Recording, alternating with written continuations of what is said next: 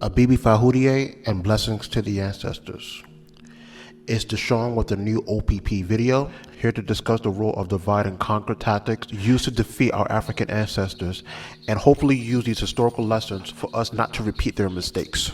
Before we get started with today's video, I would like you all to subscribe to the original People's Party's mailing list as part of our efforts to build a core support base for our Pan-African development work as we continue to grow. The link is in the description and in the pinned comments to join. In addition, if you're a fan of boom bap beats, feel free to stream my music, available on all major streaming platforms, and add your favorites to your favorite playlist as well. Thank you, and let's get started with today's video. A little bit of the background behind the term divide and conquer is a strategy of creating or encouraging division amongst the local population that is your target by emphasizing ethnic, cultural, or religious differences, which may cause conflict amongst each other. You embolden this by picking and assisting opposing sides in the ensuing conflict or war by providing aid, weapons, or favorable trade terms to win their support and further entrap them later. Militarily, this strategy was attributed to Julius Caesar and Nicholas Machiavelli as a means to cause distrust amongst the enemy's combatants and to make victory easier.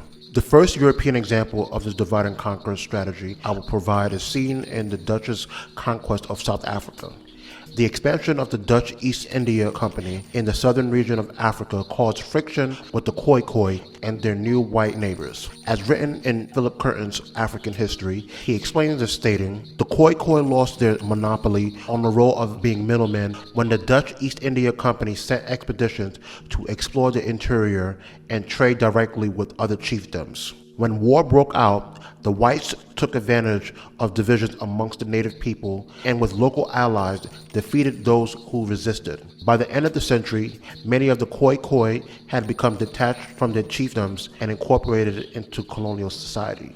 Another example of this divide and conquer tactic is implied in the Portuguese colonial pursuits in Angola under the leadership of Queen Nzinga. Walter Rodney writes in How Europe Undeveloped Africa of what led to the circumstances of the Queen, stating, "The Angolan state on the Kawango River was founded in 1630 as a direct reaction against the Portuguese. With Queen Nzinga at its head, Matamba tried to coordinate resistance against the Portuguese in Angola. However, Portugal gained the upper hand in 1648, and this left Angola isolated.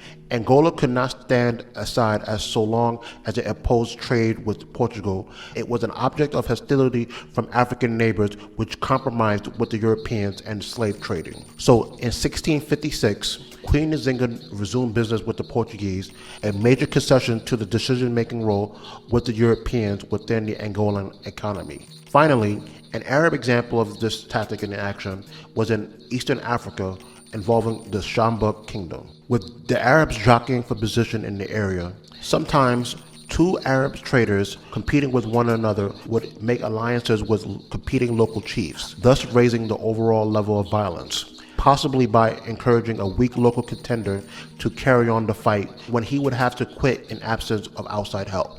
In the chiefdom of Unyanyembe, where the most important Arab trading town was located, three chiefly factions competed for control.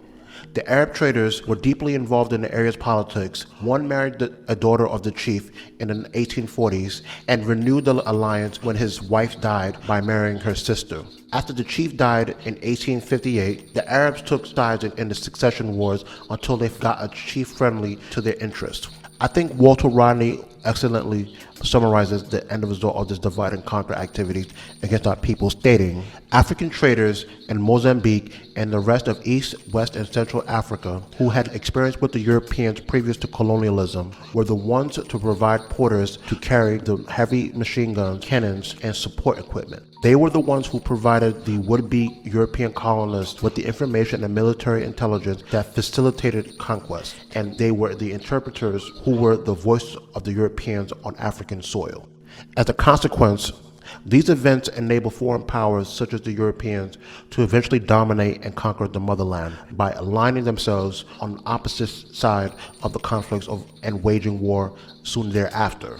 The access to skilled African labor in the form of those enslaved and the land to extract strategic raw materials allowed Europe to economically grow, where they were in position to offer either ethnic chiefs or African rulers benefits such as exotic goods, European manufacturers, and weapons, often produced with Africa's raw materials as a strategic leverage against warring participants. By the end of the 19th century, the fall of the motherland was sealed at the Berlin Conference, where the European victors divided Africa amongst themselves as formal colonies.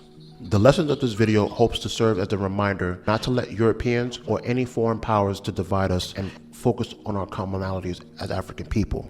A united Africa and diaspora will prevent one state from being used as a proxy for conquest by outsiders and enclose the motherland by making strategic, collective, economic, and military alliances to ensure the safety and security of African peoples.